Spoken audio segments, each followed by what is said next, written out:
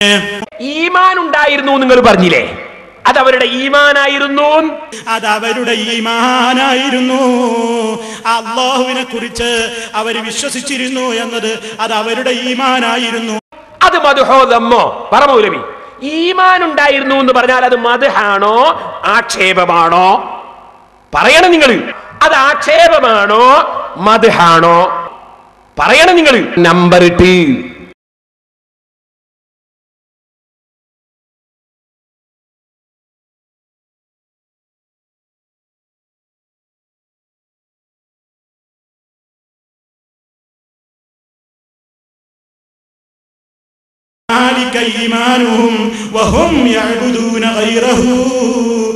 അതവരുടെ ഈമാനായിരുന്നു. അല്ലാഹുവിനെ കുറിച്ച് അവർ വിശ്വസിച്ചിരുന്നു എന്നത് അത് അവരുടെ ഈമാനായിരുന്നു. അതേ നിലപാടുള്ളതോടൊപ്പം തന്നെ അവർ അല്ലാഹു അല്ലാത്തവരെ ആരാധിക്കുകയും ചെയ്തു.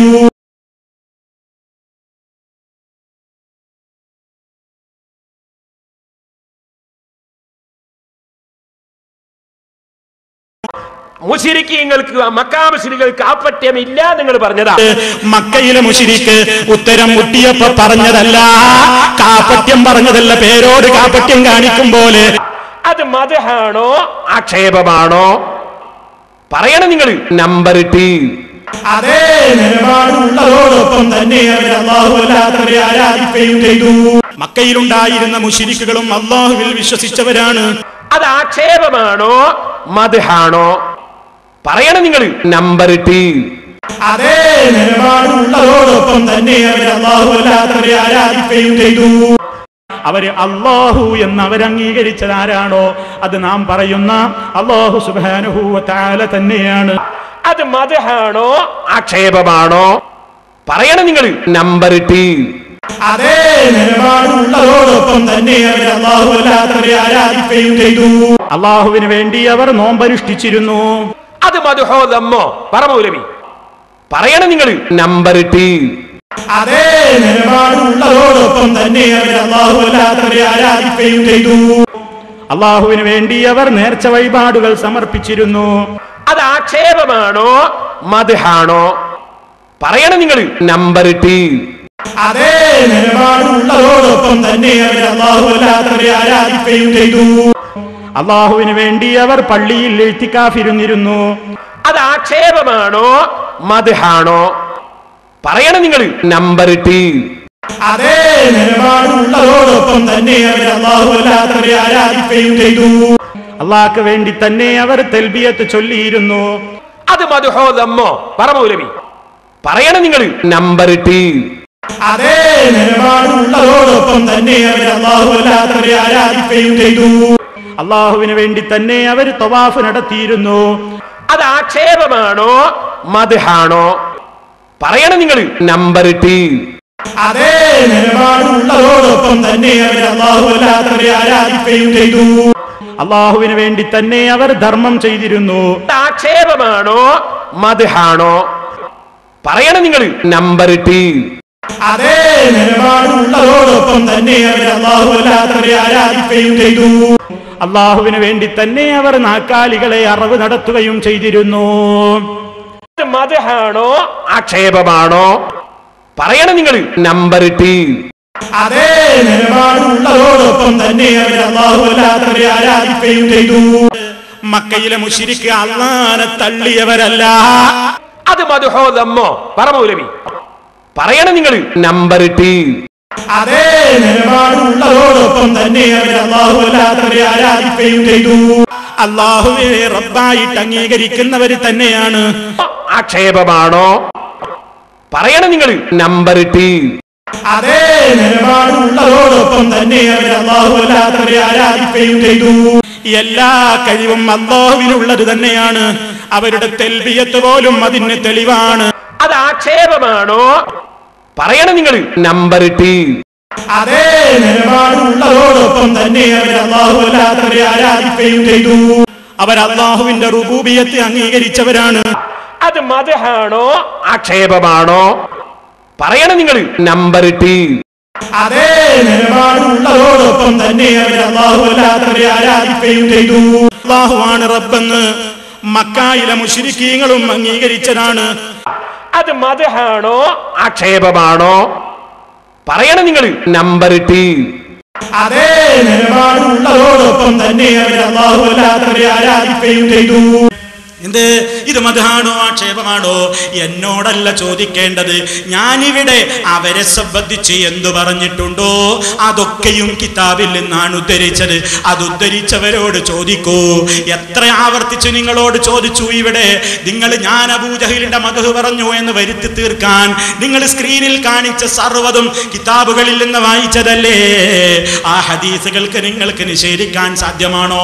ആശൂറ നോമ്പ് നോറ്റിരുന്നു എന്ന് പറഞ്ഞപ്പോ നിങ്ങൾക്ക് മറുപടി പറയാൻ കഴിഞ്ഞാഞ്ഞപ്പോ നോറ്റിട്ടുണ്ടെങ്കിൽ മുറിച്ചിട്ടുണ്ടാവും എന്ന് പറഞ്ഞു ഒഴിഞ്ഞു മാറിയതല്ലാതെ അതുണ്ടോ ഇല്ലേ, കിതാബിലുണ്ടോ ഇല്ലേ, ഹദീസിലുണ്ടോ ഇല്ലേ പറയാൻ നിങ്ങൾക്ക് സാധിച്ചില്ലല്ലോ.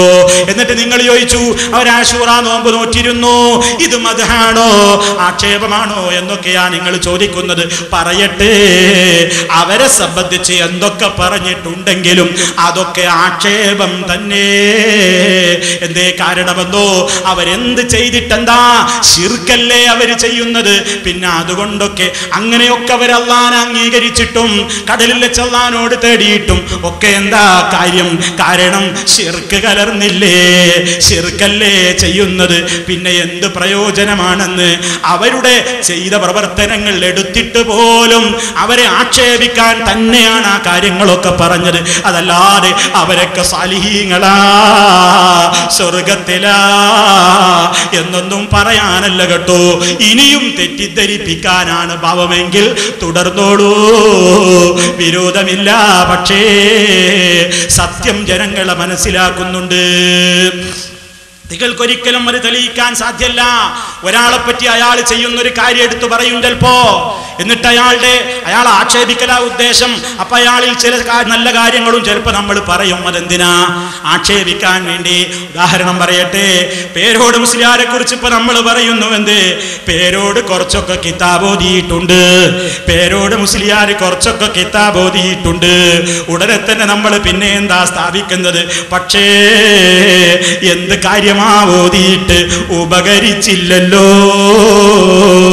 എന്ന് സ്ഥാപിക്കാൻ പറയുന്നിടത്ത് പേരോട് കിതാബ് ഓതിയിട്ടുണ്ട് കുറച്ചൊക്കെ എന്ന ക്ലിപ്പ് ഇട്ടിട്ട് ചോദിക്കേണ്, ഇത് മദ്ഹാണോ, ഇത് ആക്ഷേപമാണോ എന്ന് ചോദിക്കുന്നത് പോലെയുള്ള ചോദ്യമാണ് നിങ്ങൾ എന്നോട് ചോദിച്ചിട്ടുള്ളത്. അതുപോലെ തന്നെ ഞങ്ങൾക്ക് പറയാനുള്ളത് എന്താണ്? പേരോട് ഖുർആൻ ചിലപ്പോ ഓതാറുണ്ട്, പേരോട് ഖുർആൻ ഓതാറുണ്ട്. അടുത്ത ക്ലിപ്പ് മുറിച്ചിട്ട് നിങ്ങൾ കാണിക്കണം, സലഫി ഇവിടെ വന്നിട്ട് ഇപ്പോ കണ്ണനം 4 റൗണ്ട് അങ്ങ് 8ാമത്തെ എത്തിയപ്പോ എന്നെ അത് ചെയ്തു പോയി. വേണമെങ്കിൽ ഒരു ക്ലിപ്പ് നിങ്ങൾക്ക് കിടക്കട്ടെ. പക്ഷേ പറയട്ടെ, നിങ്ങളെപ്പറ്റി അങ്ങനെ ഒരു കാര്യം ഞങ്ങൾ പറയുന്നത് എന്തിനാണ്?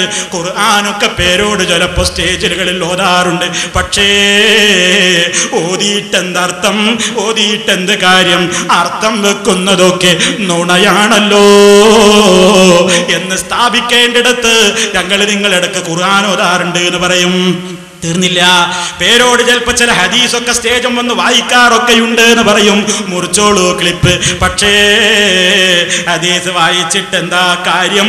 പറയുന്ന വിശദീകരണമൊക്കെ ഇപ്പൊ മുമ്പേ കേട്ടതുപോലെ കള്ളമല്ലേ. ഇൽമ പഠിച്ചിട്ട് എന്ത് കാര്യമാണ്? സർട്ടിഫിക്കറ്റ് നേടിയിട്ട് സഖാഫി ബിരുദം നേടിയിട്ട് എന്ത് കാര്യമാണ്? നാഫിയായ ഇൽമ കിട്ടാതെ അതപ്പതിച്ചു പോയല്ലോ.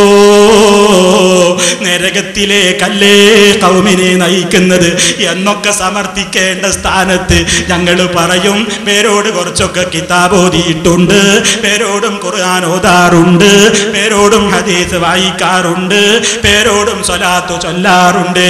പക്ഷേ സലാത്ത് ചൊല്ലിട്ടെന്താ? ആളുകളെ കാണിക്കാനും കാശ് നന്നായി പിരിക്കാനും ഒക്കെയല്ലേ സലാത്തിനെ ഉപയോഗപ്പെടുത്തുന്നത്. കാരണം അതിനൊക്കെ വേണ്ടി സ്വലാത്ത് ചൊല്ലിയാലും റിയായിന് വേണ്ടി സ്വലാത്ത് ചൊല്ലിയാലും കൂലിയുണ്ടെന്നല്ലേ ശൈഖുന പഠിപ്പിച്ചു വിട്ടത്. ഇവരെ കൊണ്ട് ഈ സമൂഹത്തിന് എന്ത് പ്രയോജനമാണ് സമുദായമേ എന്ന് ജനങ്ങളെ പഠിപ്പിക്കേണ്ടിടത്ത് ഞങ്ങൾ നിങ്ങളെ കുറിച്ച് അങ്ങനെ ചില നല്ലതൊക്കെ പറയുമ്പോ അതിങ്ങ് മുറിച്ച് കേൾപ്പിച്ചിട്ട് ഇത് ആക്ഷേപമാണോ, ഇത് മദ്ഹാണോ എന്ന് നിങ്ങൾ ചോദിക്കുന്നത് പോലെയുള്ള 10-16 ചോദ്യങ്ങൾ നിങ്ങൾ കഴിഞ്ഞ പ്രസംഗത്തിൽ ചോദിച്ചിട്ടുണ്ട്. അതേ മറുപടിയാണ് ഈ പറയുന്നത്. തിരിച്ചു മറുപടി ഉണ്ടെങ്കിൽ അതാ മാസം തികയാത്ത ആ പ്രസംഗത്തിൽ ഒന്ന് പറയണേ. മാത്രം